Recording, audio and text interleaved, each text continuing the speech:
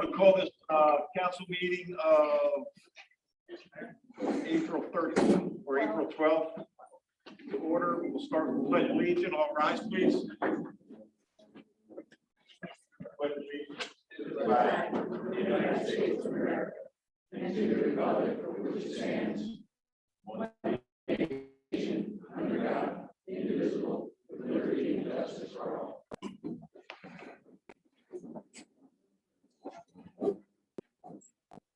Can I have a roll call, please? Yes. Council President Platt. Present. Councilperson Suzanne Souter. Present. Councilperson Joseph Day. Present. Councilperson Valerie Leary. Absent is Councilperson Russell Smith. Also present is. He's absent. She said.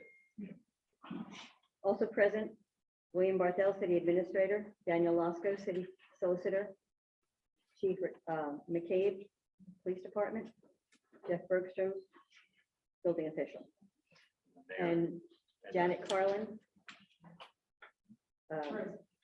and Mayor Coranta. Thank you. Approval of the minutes from March 8th public hearing and March 8th regular meeting. Any corrections or motion to approve? Second? Second. All in favor? Aye. Motion passed. Can I have the treasurer's report, please?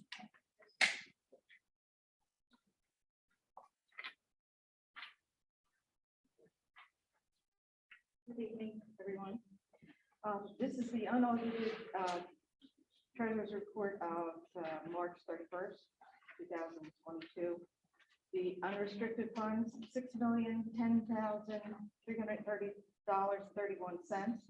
Total restricted funds, $2,983,837.09.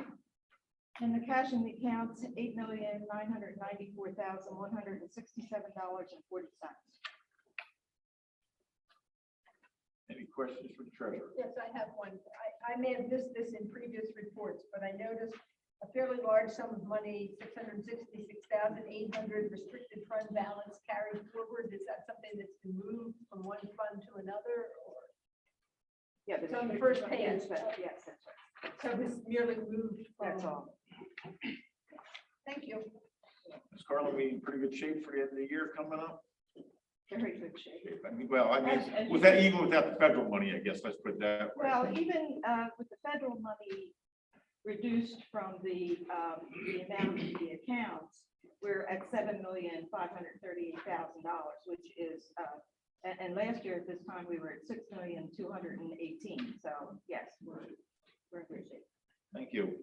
Motion to accept the treasurer's report. So moved. Second. All in favor? Report from the city administrator and staff.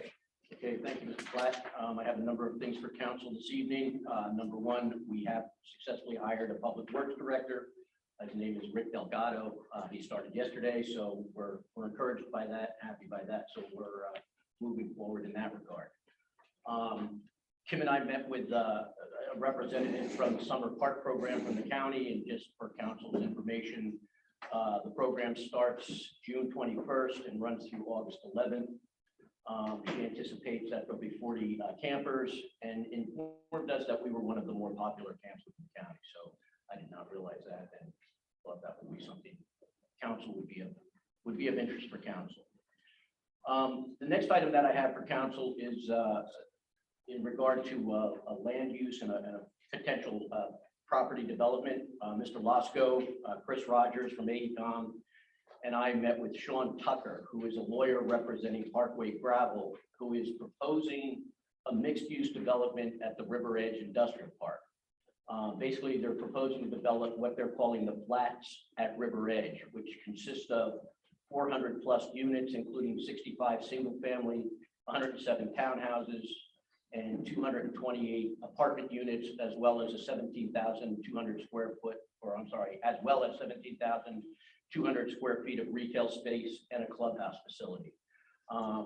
Obviously, I felt that this is a significant development and wanted to apprise council of its existence. I did provide council with a diagram of the layout that was presented to us. in your packet, so that just kind of gives you an idea of the size and the significance of what they are proposing. Council, you have that? Okay. The next item, DDD expansion. As I believe most of you know, Mr. Smith has spoken about expanding the DDD and or changing the boundaries of the DDD at a number of council meetings in the past.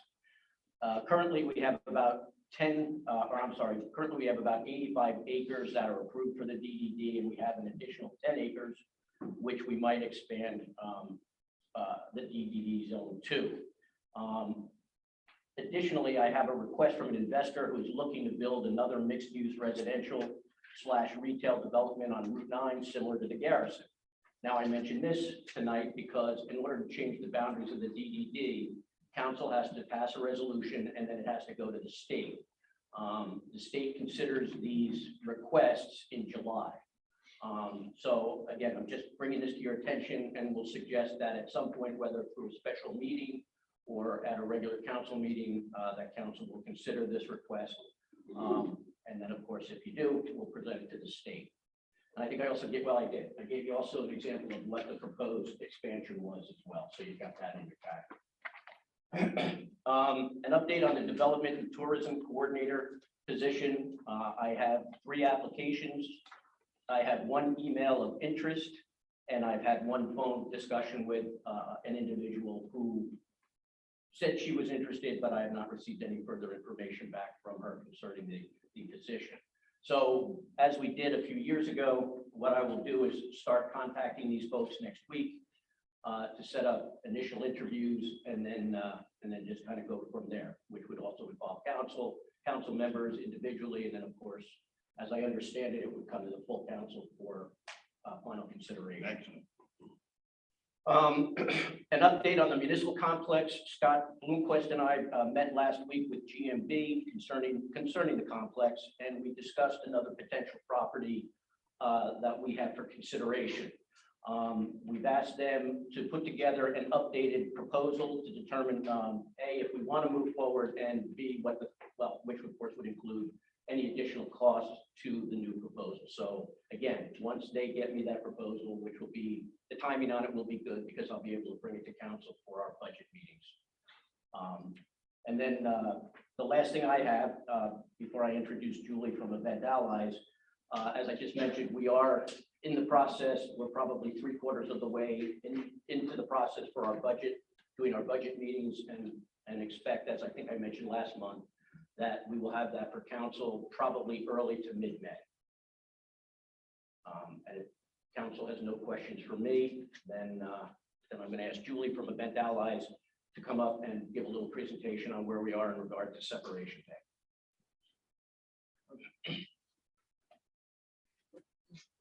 Good evening and welcome. So Separation Day planning is well underway. We plan to hold the Friday night kickoff party down by the wharf. We have food trucks, the city band shell, beer, wine, seltzer beverages, and the band for the evening is What the Funk. The event is free, no cover charge, and our intention is to reach out to Goodwill to see if they are interested in doing the bar again, and then the tips from the bar would benefit them. For Saturday, the parade will return. The parade route is exactly the same as it's been in the past. The only adjustment is that the parade will start at noon instead of 11 o'clock. Invitations have been sent to past participants. The Saturday festival will begin at 1 o'clock. Again, it'll be free admission to the event in Battery Park. We'll have rides for kids and it'll be pay as you go. There will be a beer garden and that will stay open until 6 p.m. And we'll have live music from 2 until 9:30. We'll have a vintage market this year. We're going to invite the local nonprofits to be able to do the food concessions, fireworks at 9:30. This year we did explore doing fireworks from a barge, but it was really cost prohibitive to do that. So fireworks will be where they've always been located or have been for at least the last 5 to 10 years. And we will have free shuttle to and from the fireworks. Any questions? Questions for Julie? No rides for the adults, like a big old Ferris wheel or. No rides for the adults. Anybody else? Julie? Thank you. Martel? Yeah, thank you, Mr. Platt. I do have one comment. So obviously Julie mentioned this year, we're not doing the barbecue in conjunction with Separation Day. However, we did discuss possibly doing a standalone event with the barbecue, maybe later in either late summer or, early fall. We think that in general, it is a good event. We've learned a lot on how to manage it, how to promote it, and we think that it would, however, just be better as a standalone event. So I just wanted to share that with you as well. Julie, I do have a question for you. Is the beer garden with the music and everything, is there going to be a cover charge for that? Nope. Nope. So it's open for everyone. Okay, Great. yep. Awesome. The only thing that you pay for is for the kids to get on rides. They pay as they. That's the only thing you pay for. Beer, food, yes. Okay. There you go. Hey, that's not I'll give it a try. Thank you, ma'am. Mr. Trout, you're going to continue? I have nothing else at this point, Mr. Platt. If Okay. council has no questions for me, then Chief? Chief, you've got your report. Yes, thank you. Hey, Chief. You should hopefully have our annual report finally. I did email it, and I think we gave some hard copies too, so I want to touch on that briefly, but before I get into that, I want to focus on, the quick summary of last month's initiatives and events. First, I think at the last meeting, we talked about trying to participate in the DEA Take Back program. So we have signed up for that, and it is scheduled for April 30th. It's the last Saturday of this month between 10 and 2. We're going to host it at our police department. There'll be a handful of us there prepared to collect prescription medication. And it's prescription medication only. We're not prepared for the syringes just yet. We should maybe have some information that we can hand out at that event for folks that maybe are sitting on some syringes and stuff like that they're looking to dispose of. And, not to be funny, but this is for prescription only, not illegal drugs. So please don't walk into the police department with an ounce of marijuana. That's not good for anybody. So, and then at 2 o'clock, the DEA is going to circle around and grab all the drugs from us so that it's all collected in a safe spot. And I think Goodwill agreed to sponsor that with us, so we'll be there as well, to get as much support as we can. Last week, we hosted our first mental health first aid class. It was an 8-hour class that a handful of local residents attended. I got real good feedback from it. The instructor, who we all know, Captain Sugarheart, had some good feedback. She's scheduled other meetings, some are Zoom, some are in person, and we're starting to get a lot of interest in it. So we're hoping this is a program that takes off and starts to have an effect. Again, the target audience really is, and community members are great, but the target audience is for some of the businesses that have midline supervisors that have 10, 12 folks in the scope of responsibility where they can, make these observations and take, interact. They're being trained basically to identify specific forms of mental health illnesses, and then they're given, resources on how to address it and where to send people for help and treatment. So. Last month, we had a handful of significant events that I'm sure if you follow our Facebook page, you noticed. Just a quick summary. On the 24th, there was a home invasion on the west side of the county. 2 suspects entered the house with an armed with a handgun, assaulted the homeowner, and then fled. They fled into Newcastle. Our officers observed them, located them, and tried to stop them. They fled again. We apprehended one, recovered a weapon. The other was at large for a little while. We called on a drone unit that came out and to really kind of give the residents a little bit of sense of ease. The drone flew for a while and cleared the area to make sure that he wasn't laying low in the woods. So we had some residents in the Buttonwood area, Penn Valley area that were kind of hunkered down for a bit. We did some door to door. We did some outreach on Facebook to make sure people realized that we made the area safe.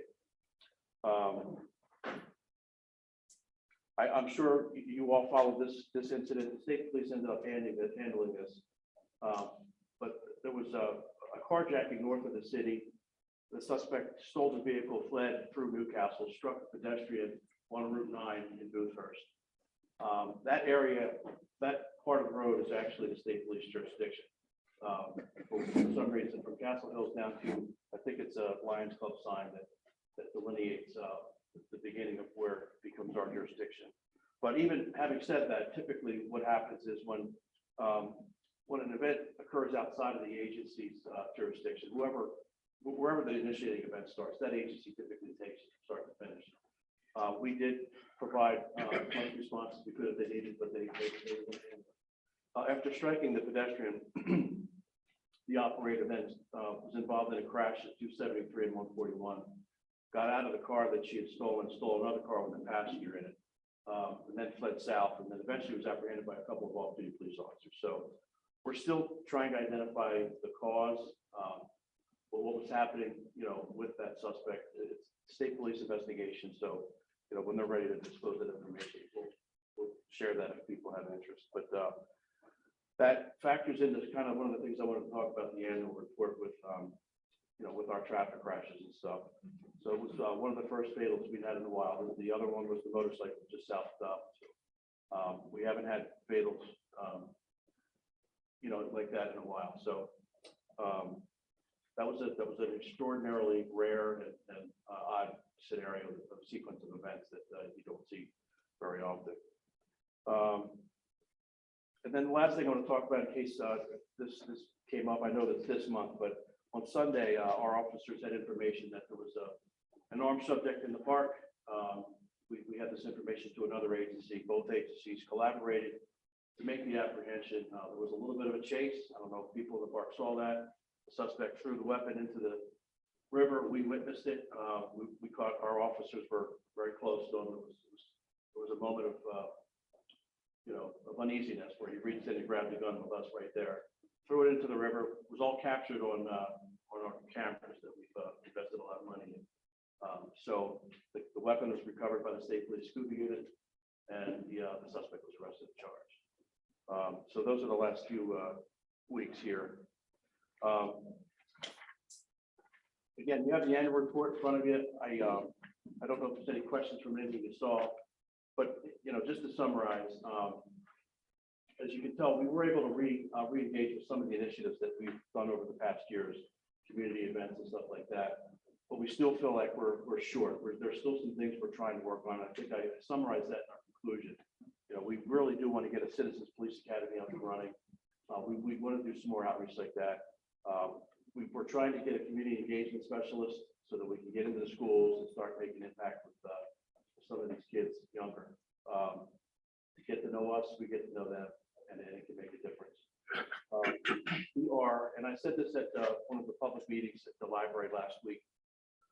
We are, and I don't want to say this too loud, we're at full strength. That is not something that is very common in this line of work. There are agencies that are struggling. There's an agency the same size as us that are only half filled. So this is an important thing to bring up because it is a direct result of the relationship that I think that we have with our officials and with our community. That's not the case in a lot of areas, and I think it has a lot to do with our retention. I think it has a lot to do with some of our recruitment. There are people that are actually calling and asking to be open. So we're at full strength. Technically, one's deployed and one's in the academy, but the fact of the matter is we've 18 officers, so that's where we are. The only big other summary from last year was that we had 2 leave, 1 significant retirement close to 30 years. So that's my report. If you have any questions? Any questions for Chief? Thank you, Chief.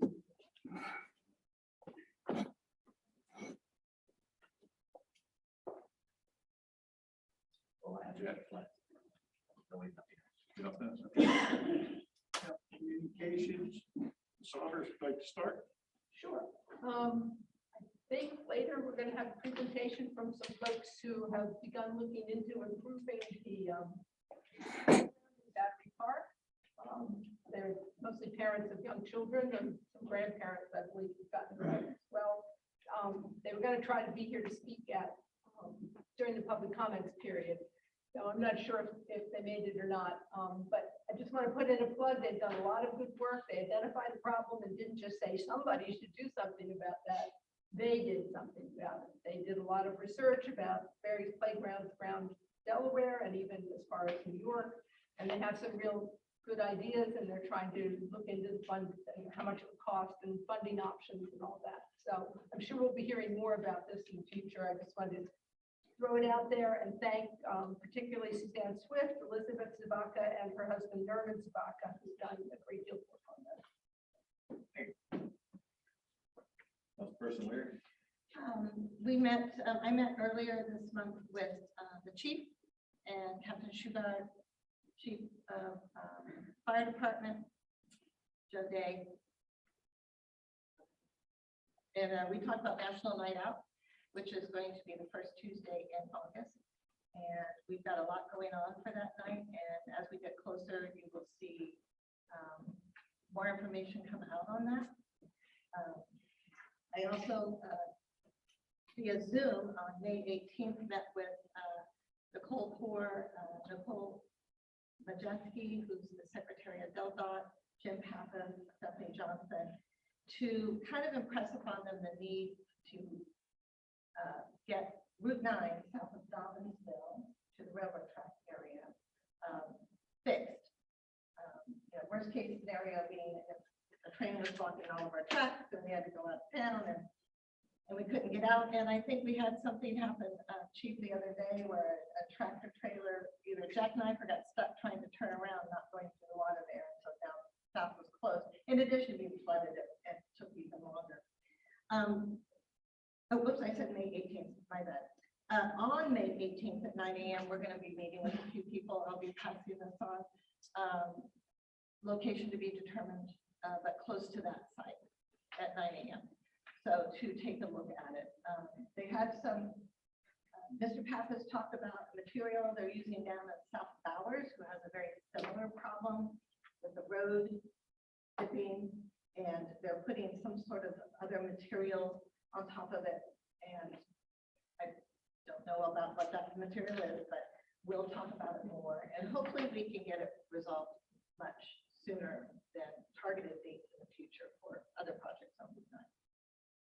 You say sooner is their date. No, not yet.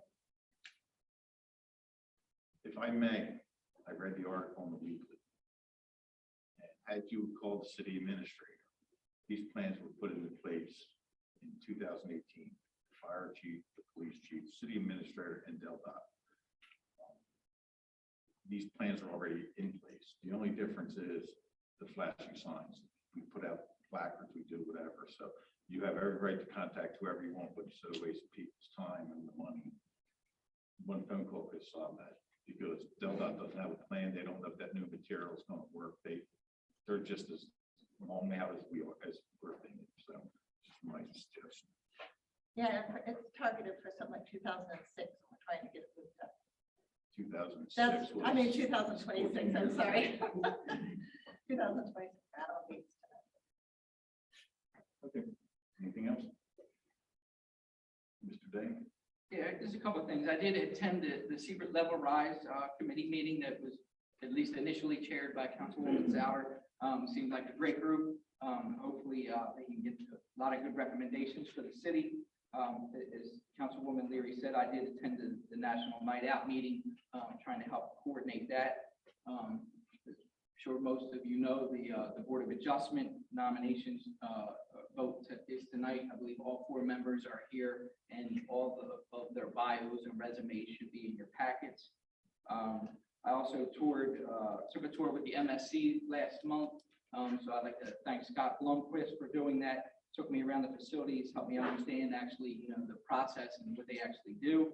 I also took a tour of the police station with the chief just the other night after our meeting, and I'd like to thank you for that. It was very educational. I really had no idea the extent of the facility.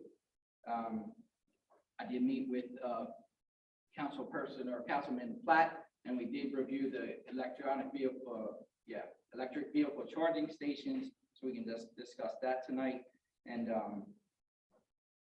Route 9 south of Dobbinsville, anything that the city can do to get that moved up in DelDOT's schedule, I think is a bonus for us. So thank you.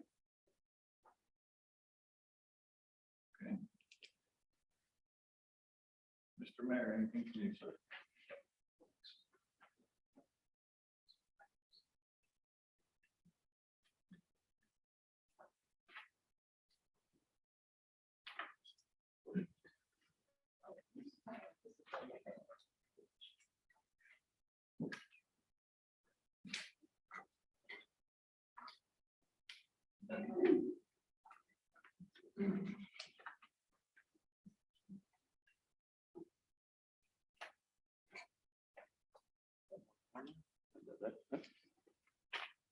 Getting Jeff out. Rick. All right. Thank you, everybody. Good evening. Rick.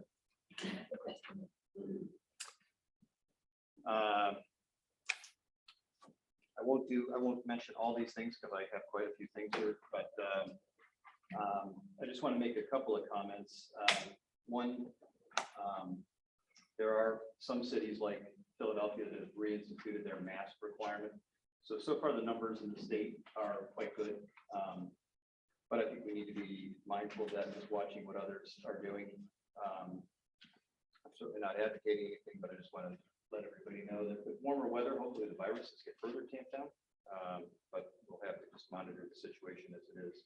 I had the honor with several others, some who are here, to throw out a ceremonial first pitch to the Newcastle Little League on Sunday. And it was a great event. Great to see so many young boys and girls, parents, league volunteers, et cetera. And hats off to the trustees for maintaining the ball fields. It's a great tradition here in Newcastle. Parking.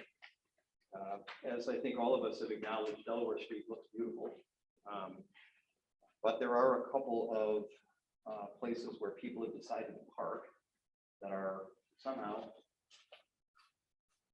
not inside lines, not in marked parking spots. So I've talked to the chief about this. I've sent him a couple of pictures on Saturdays and Sundays. And so I draw that to Bill and to the chief's attention. There are some places that are potentially good locations to put the yellow markings like what were done in front of 300 Delaware Street. Because I think there are some places that are hazards. There are people who are parking next to Old Town Hall. There are people who are parking aside the alleyway by the Terry House in the Mercury. Clearly unmarked, but it might be something to take under consideration. Mr. Day mentioned EVs. A couple things that I've noticed in the parking lot on 3rd Street, and that is there are a couple of cars that are habitual parkers in their gasoline cars. And I think that that's too bad, and I would wish that they wouldn't do that. The machines sometimes update overnight or update during the day when SemaConnect pushes through updates. Sometimes, even though we have a couple of units in the park, not all of them will be operational and functional at one time. If somebody's parked there, and this goes for EV drivers too, we've had a couple of EV drivers parked there. I just want to remind everybody, and not for everybody here, but hopefully Matt and others will put this in media. It's EV charging, it's not EV parking. And for our neighbors, some of whom who didn't favor the parking lot, there seems to be plenty of available spots now on 3rd Street and in the parking lot. And it would be quite charitable of them if they would find a non-parking spot to park their gasoline car. If not, we're going to reach a time when the majority of us are going to be driving EVs. With the city administrator and the chief, see if we can work with council, see if we can find a way in which to someday cite and or tow folks that are habitual violators.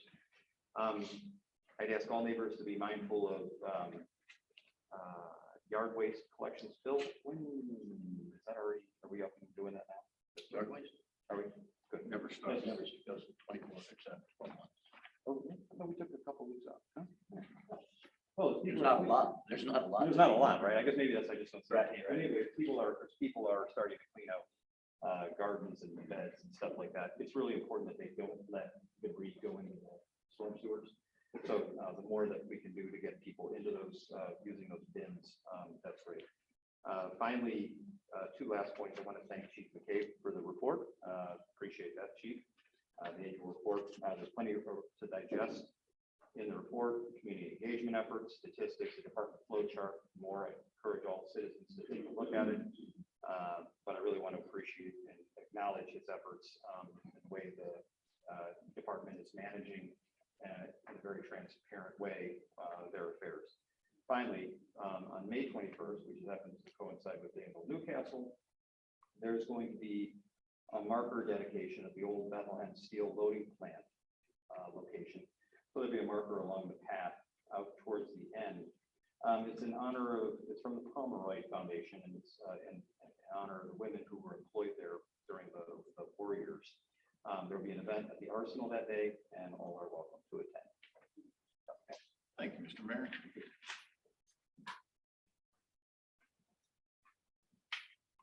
I also had a chance to join the chief and the mayor and a few other dignitaries at the ball field, and it was a good day. There was a lot of good kids.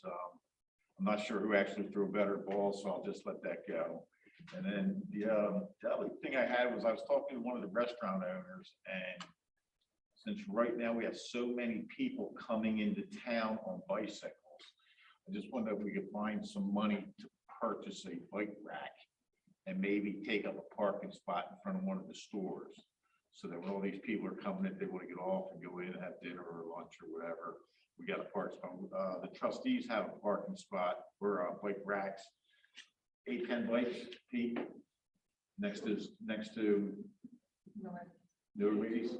So, but if we had one maybe on Delaware Street where people actually saw it, it would increase the flow. I mean, like I said, because you get down there now, there's 500-600 people on a Saturday morning riding their bikes through town. That's all I have.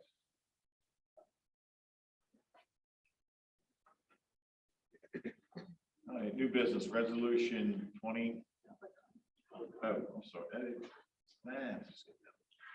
Public comments about agendas item only. Anybody have any comments? Come forward.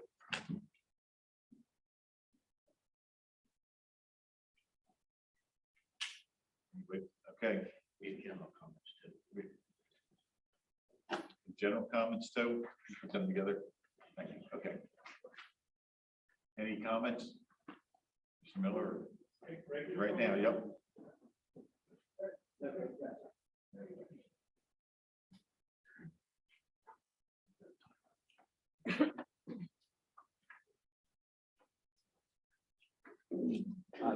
Good evening, everyone. Everybody's well familiar with Easter. This weekend, the Gould Park Company will be doing a flower sale, Easter sale for flowers. So it's going to be Friday, Saturday, and Sunday. So we welcome everybody to come out. The time for Friday and Saturday are 10 to 5, and the time for Sunday is 9 to 4.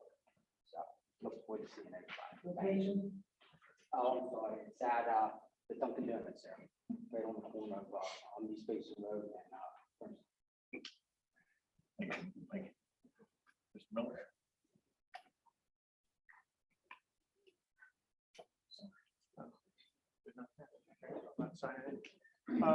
Just identify yourself, please. Rod Miller, East Third Street.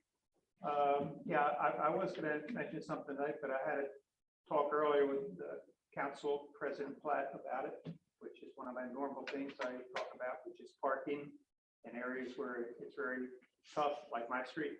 But I'm not going to talk about that tonight because we talked about, we'll leave it up to you, and also talked the other day, a week or so ago about it. But something else came to mind. In fact, I think I mentioned this to you, Mr. Evans, a week or so ago.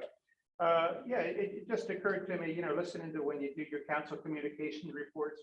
I wanted to bring this up because the previous town I lived in had was basically like a council by committee, and they had I think they had 8 council people, so had 8 committees. So each council person was required to chair one committee, and then I think they had to be a member of at least one other one, or maybe 2. Now I know this might sound like a lot of meetings to you, but they did have a lot of meetings. In fact, they had 3 regular council meetings per month, which is kind of ridiculous, but they did. One was bill paying night, which nobody went to, but it was open to the public. But they also had, like, I think one was, committee was public safety, one was neighborhood initiatives, one was city properties, one was public works, and, you know, we have the municipal service, you know, here. And so, you know, each one would have a meeting once per month. Okay, so there might be 2 or 3 people, you know, on a committee. So, you know, if all the different council people, you know, were involved, at least, you know, 2 or 3 of them. It just seemed to me that you know, it was good. The way, you know, the city didn't operate very well. Had a lot of issues with them, but they did have some good laws. It just seems to me this might be something that could maybe help us save time, or maybe channel your efforts, you know, maybe in a little better direction. They weren't open to they were public meetings. They were not open to the public. So in other words, you had to record them, you know, and take minutes. And, you know, you may, like the public safety meetings, like the police chief and you know, the fire chief, you know, many times, you know, would come. I think the mayor was kind of like a de facto member, you know, of all the different committees. So a lot of these different things that, you know, like that you're working on, it seems like you're spending a lot of hours during the week, you know, as it is on them. It just seemed to maybe be a way that, you know, I know not everybody likes change. Not all change is good, not all change is bad, but I just think it maybe could be something to be considered. You know, I know there'd be a lot involved with making some kind of a change like that, but it just seemed to me to, like, for example, somebody like me or whoever, you know, brings up, you know, an issue, rather than sit and wait and maybe it's never brought back up again. I mean, there's only 12 council meetings, you know, in a whole year. It just seemed like, you know, with the, you know, the council broken into different committees, a lot of things that are brought up could be referred to those committees, who in turn could discuss them, maybe vote on them, and then bring them up, you know, like as a Mr. Miller, the council. your time's up, sir. Thank you. Okay, how does that sound though? Is that something reasonable? I'm just looking for Uh, maybe to channel It's efforts. something to think about. There's a lot more than 12 meetings a year, because we do have special meetings when something arises, just like Councilperson Souter said. We had a meeting about the playground. We'll let them make their presentation. We'll take a look at the budget, we'll look at funding. Yes, it may be a year process, or most likely it will be a year's process, but there'll be a lot of meetings involved there. There's more than one meeting. We have budget meetings. We do all that. It's just that we don't have committees because we only have a 5-man board, 5-person board. My apologies. It is something to be considered.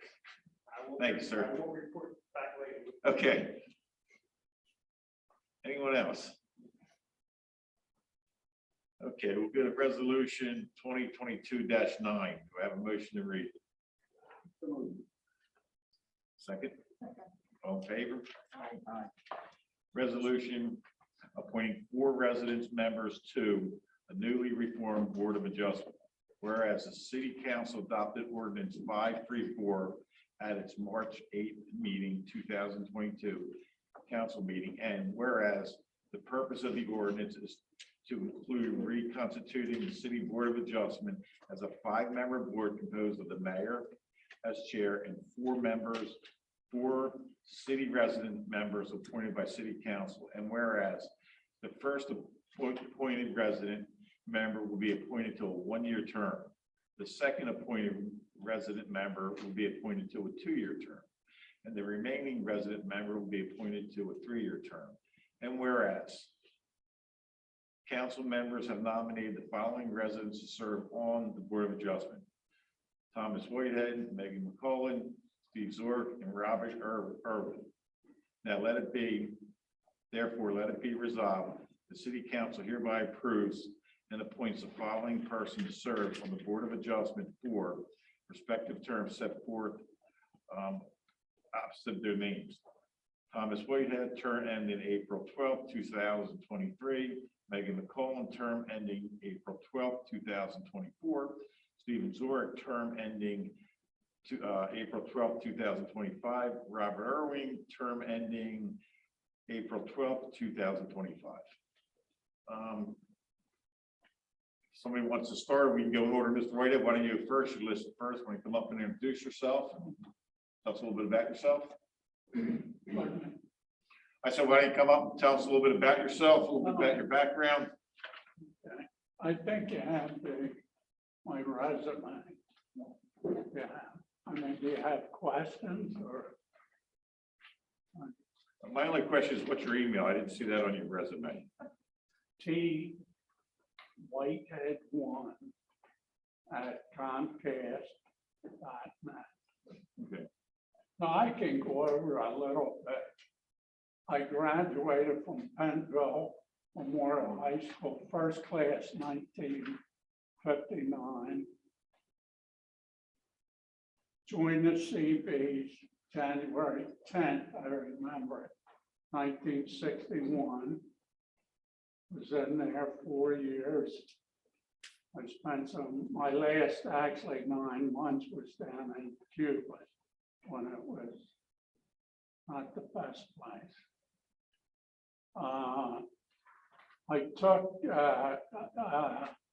I worked for Vandermark and Lynch in Wilmington from 65, I believe it was, till 75. I was going there, I was first licensed as a professional land surveyor.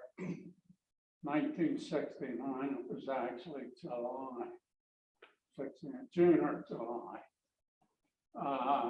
In the meantime, I took a 3-year ICS course in surveying and mapping. I did that at night while I was working on that. 75, I went in business for myself. In the meantime, over there, I was selected to the Board of Adjustment. Was on that 5 years as vice chair. Was actually, for a short time, I was on County Construction Board of Appeals. I was on that for a little while. In the 90s, I had a 5-year term on the sewage authority. It's like your 3-member. We had a 5-member where I served as vice chair. Charter member at DAS, Delaware Association of Surveyors, 1972. I have a license in Jersey. I let the Pennsylvania and Delaware license go. I still hold Jersey and Delaware license. I'm retired now.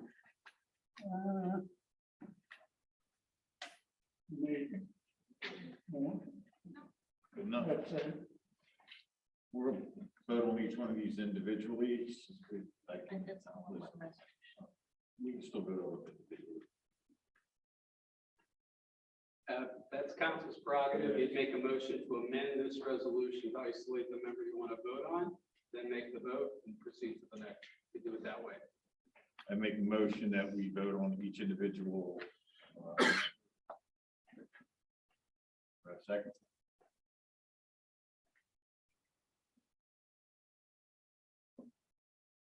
So we take the whole group or nothing but? That's how the resolution's written down. That's interesting. Okay, Ms. Wade, thank you. Okay. I'm making the call.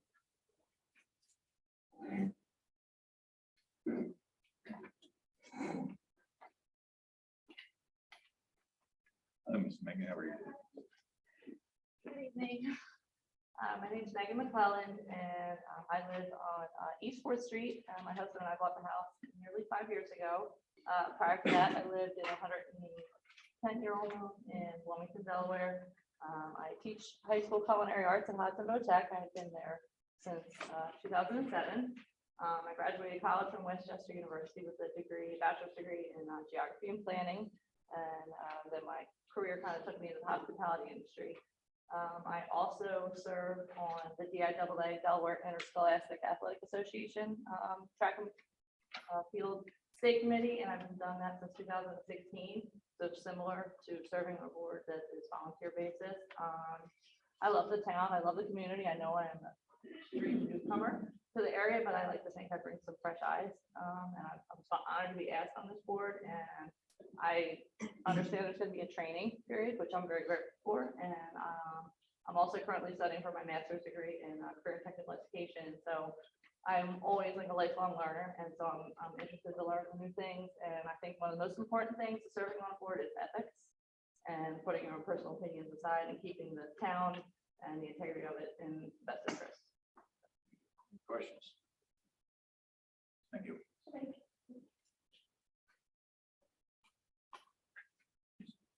Mrs. Zor. Hello, my name is Stephen Zor. I'm a retired mechanical engineer. I've been the president of East 4th Street for the last 10 years. Honored to serve on the committee. Choose to do so. Any questions? Sir, I'll be very honest with you. I don't think you should be on this committee. With your partner, head of HAC, and the partnership and your friendships with other council members, you don't have my approval. I think your conflict of interest would be huge. I think I would recuse myself from anything that came from HAC. No, that was discussed last meeting, and you do not have to recuse yourself. Well, I Mr. would. Lasko made that perfectly clear. The way that ordinance was written last month, you do not have to. But I And would. that concerns me. I would. And there's always been 2 cases that have come before HAC, from HAC, before the board in the last. It doesn't matter. I think that's a huge conflict of interest having another family member there. No other questions? Well, Mr. Zura pointed out that there's only been 2 cases before HAC. Mr. Lasko, are you aware of any others coming forward that would appear before the board that originated from a HAC decision? It's not so much coming from a HAC decision, but if it's a Board of Adjustment application dealing with a property in the historic zone, then and it involves any kind of an exterior change, it would have gone to HAC for a pre-approval. So I won't say that we've only had 2 applications before the Board of Adjustment in the past few years that originated with HAC or HAC had a hand in it. There have been more than that, because there certainly have been more Board of Adjustment applications for properties in the historic area. The parking lot's a huge one. The parking lot was one of the big ones, yes. Your partner was extremely involved in that. But I also understand her term expires in a few months. Is that Well, correct? then let's wait till the term expires. If that's the case, let's wait till the term expires. But if there's nothing pending, and he says that he would recuse himself if anything should happen to come up between now and December, Why don't we just wait till December?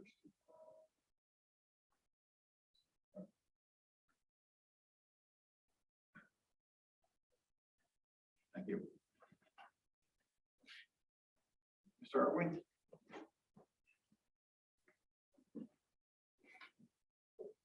Good evening, folks. My name is Bob Irwin. I lived in Newcastle for about 22 years. I live on Janvier Avenue.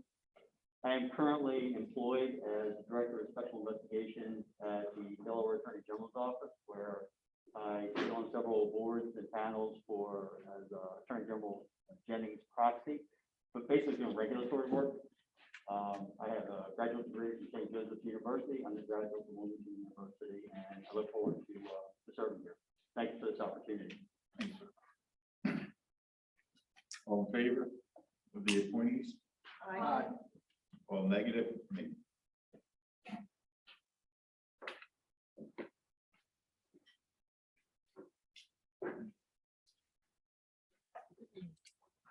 Motion and resolution to appoint Jackie Metz to the Board of Health.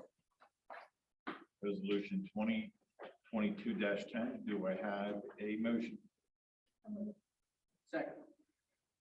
All in favor? Aye.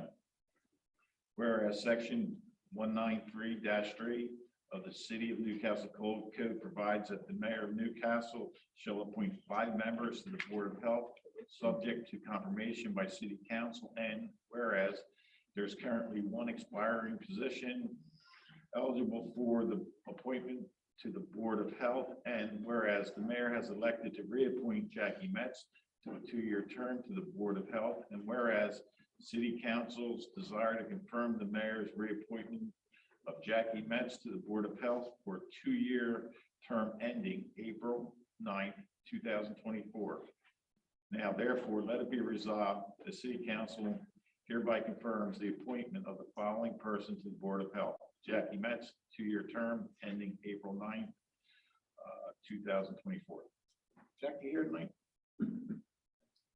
I will say one thing, Jackie has served extremely well. I think with this Board of Health that we have, it's doing a great job. They actually put together, it was 2 months ago, a meeting with the chief, the fire chief, county response team, so they're pretty involved in actually, so Jackie's got my vote. Suzanne? Yes. Valerie? Joe? Yes. Okay, all in favor then? Aye. So passes.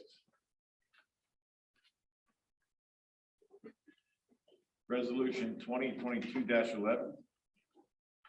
A resolution making the appointment to the Historic Area Commission. Motion. Second. All in favor?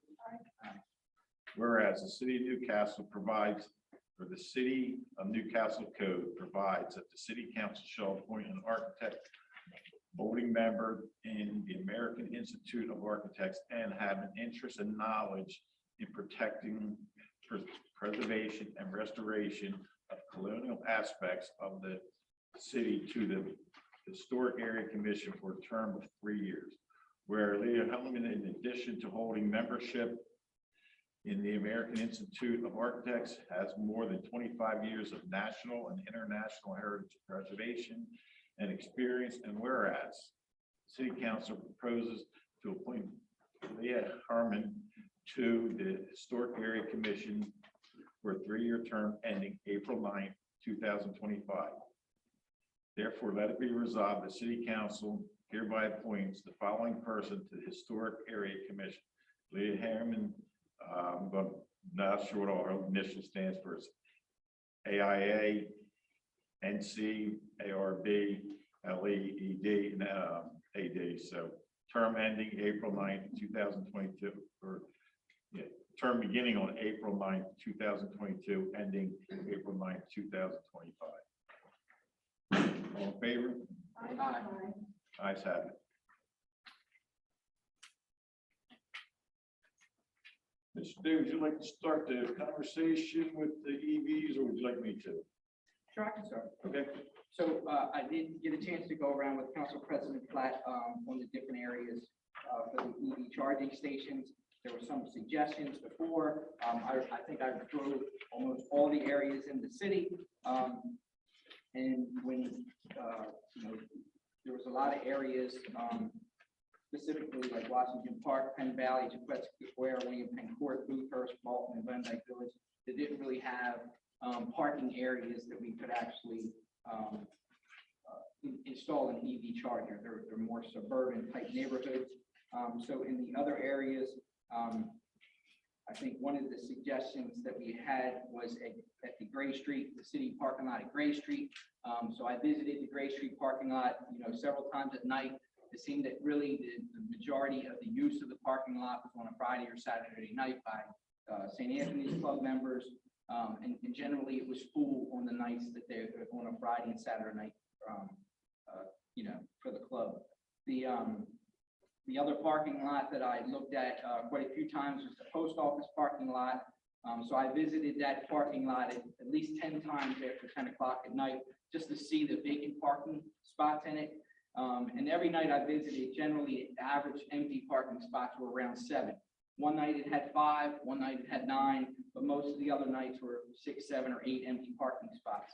So I know that is the trustees parking lot, and I understand that, we may want to put, or they may not want them in their lots, and we may want to put more in our lots. But I do think the post office parking lot, if that's a viable option, would be good just because of the density around it. One of the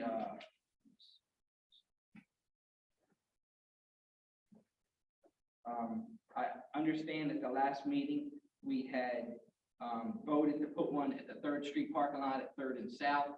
I understand that was put on hold. I'm not sure where that's at, but I'd be interested in hearing, where we're at with that one. The other site that we looked at was the Chestnut Street parking lot, and although it does probably need stripes, markings, and maybe some lighting, I do think that's a good spot for for one of the chargers that we have are all dual chargers, so it's 2 spots actually. So I think I covered it. I have a lot of other notes in here for areas, whether they would make it a good spot or not. I can go over each one if you like, but that's pretty much the extent of my report. In the Chestnut Street parking lot, that is a pretty good one, and there's been conversation, and you and I had the same conversation. That could be a big asset to the city. If that gets cleaned up with some lighting, people parking. It's not that bad a walk into town.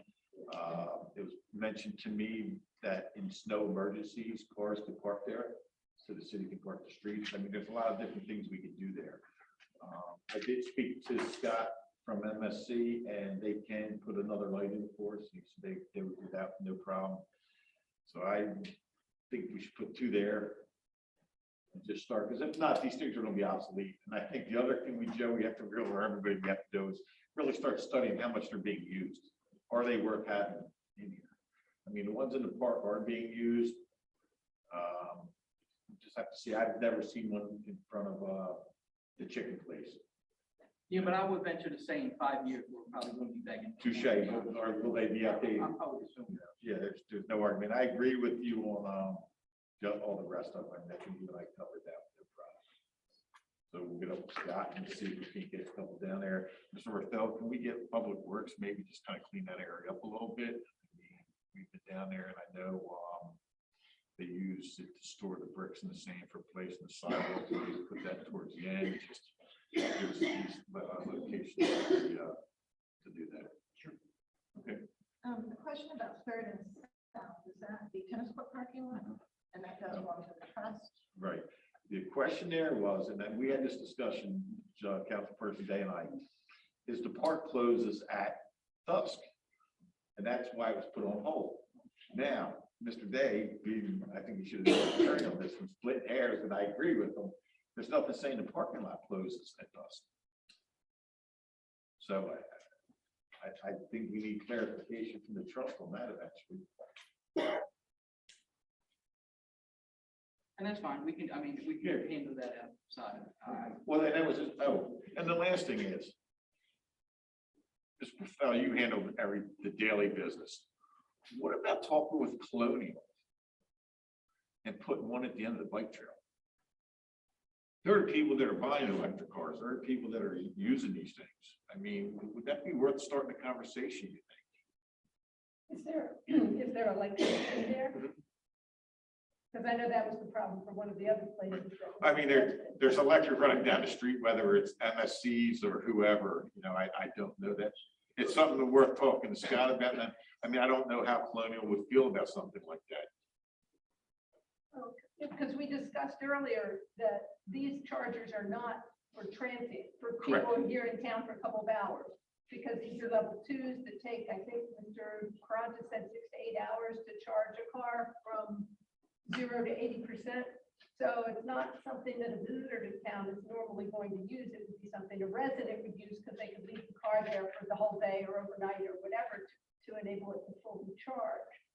So it's a good point, but that gives us a there, Shawtown option. The Shawtown, the people who live across Delaware Street in Shawtown area, if they had an electric vehicle that could be used for them. I mean, like I said, I honestly don't think we're there yet. If you just look at the demographics of electric cars, but we're getting there. It might not be 5 years, it might be 10 years, but we're getting there. We might as well start seeing where to put these things because we're going to need them eventually.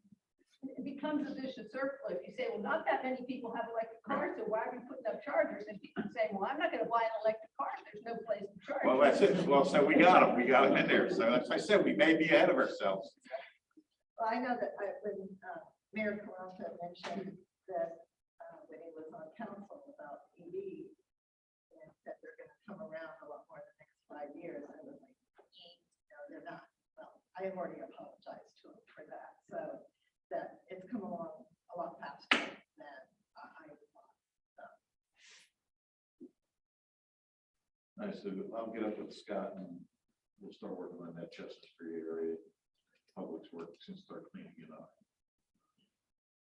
The motion?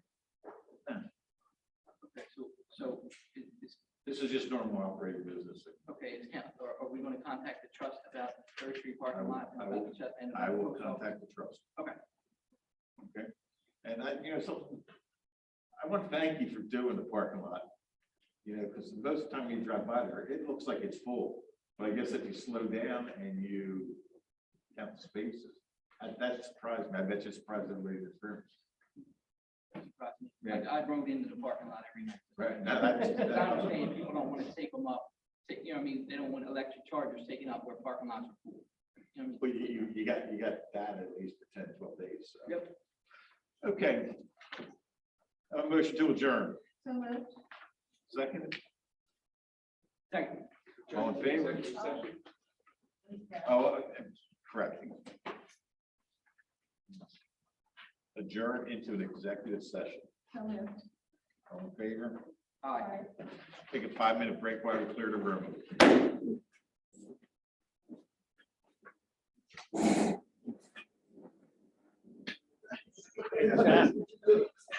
Oh.